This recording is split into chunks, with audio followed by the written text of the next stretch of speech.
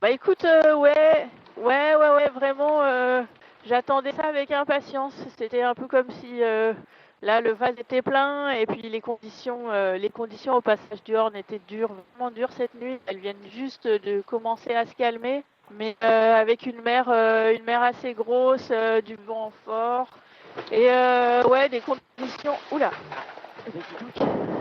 Il y a encore des grosses vagues en fait qui tapent sur le côté, donc ça donne des chocs et des embardées assez difficiles au bateau.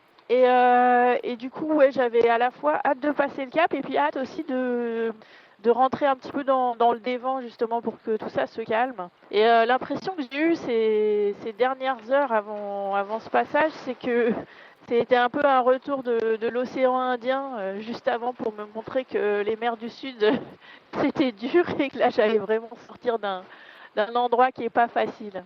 C'est assez dingue, là le soleil, il y a un petit rayon de soleil qui pointe le bout de mon nez, donc là maintenant je le revis.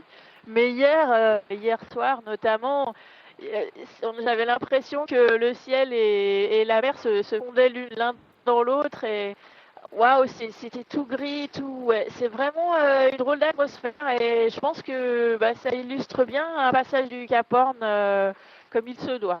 Alors écoute, j'ai pas fait ça parce que moi j'ai passé le cap proprement dit pendant la nuit et du coup j'étais en train de me reposer.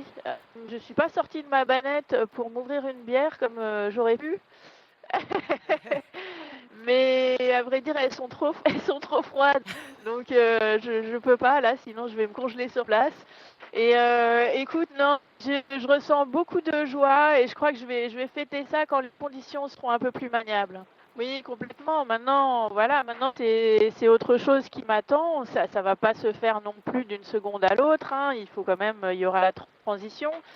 Mais voilà, une mer qui sera sans doute quand même plus clémente parce que vraiment plus dure que les mers du Sud, je connais pas.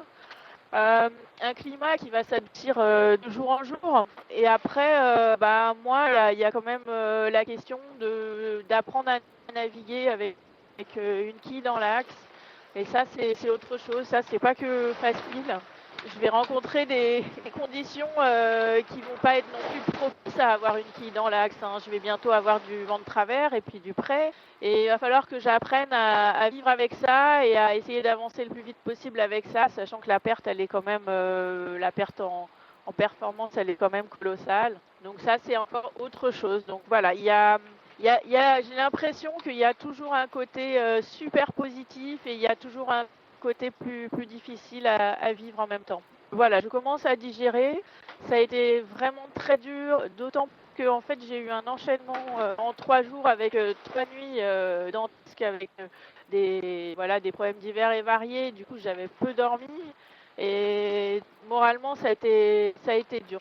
Vraiment, hier j'en menais pas large. Maintenant, j'ai beaucoup dormi justement pour essayer de digérer tout ça. Et écoute, ça va mieux. Je suis quand même triste parce que je pense que la compétition dans le top 10 elle est dure à conserver. Et ma foi, c'est quand même ça qui me réjouissait le plus là en ce moment. Mais je sais que je vais apprendre aussi à naviguer autrement, à trouver du plaisir ailleurs et à quand même trouver un challenge finalement. Je vais voir où est-ce que je peux me jauger. Et du coup, pour la perte de performance, je ne peux pas te dire. Euh, elle est certainement je dirais, j'en sais rien, au minimum 20-30%. Je sais pas. En fait, je pense que ça va dépendre des conditions en plus. Même si on dit qu'en fait, avec un foiler, c'est moins difficile qu'avec un bateau à dérive droite, il faut quand même savoir que quand on sort le foil, le bateau il tape dans la vague. Est-ce que le foil, moi j'aime bien le rentrer à moitié quand les conditions sont difficiles. Aujourd'hui, comme j'ai plus de quilles pendulaires, je suis obligée de sortir le foil complètement. Ça veut dire que je vais avoir un bateau qui tape plus. Et jusqu'où je peux tenir ça, je ne sais pas. Donc c'est pour ça que c'est vraiment un truc, il faut que je réapprenne tout. Et puis je jaugerai au fur et à mesure. Ouais, en fait, le foil, il apporte de la stabilité au bateau. Donc, quand le bateau gîte, si je sors le foil, il va gîter moins. Donc, ça, c'est le côté où c'est plus facile, entre guillemets, d'être dans ma situation que si je fais un bateau à dérive droite. Bah écoute, ouais, alors la stratégie, j'essaye d'observer depuis quelques jours. Je me rends compte que c'est vraiment pas facile parce que c'est forcément une stratégie à long terme. Et le problème, c'est que les prévisions à long terme, elles sont pas forcément fiables. Donc c'est compliqué. Il y a ça. Et puis il y a autre chose. C'est que moi, j'ai quand même choisi d'aller dans le sud pour avoir moins de vent, clairement. Et aujourd'hui, bah, j'ai moins, comment dire, de latitude pour l'eau-fait et pour gagner dans le nord. C'est un choix que j'ai fait, encore un choix de prudence. Pour moi, c'était une évidence. Maintenant, voilà, qu'est-ce que je vais pouvoir faire pour quand même regagner un peu dans le nord? Ouais, tout à fait. Maintenant, je vais m'atteler à ça, ouais. Ouais, c'est clair. Écoute, non, ça va se refaire. Moi, c'était important pour moi de pouvoir, comment dire, vivre ma difficulté là pendant 2 jours et pas faire semblant, comment dire, de relativiser trop tôt. Maintenant, voilà. Maintenant, j'ai touché le fond. Je pense que je vais pouvoir remonter.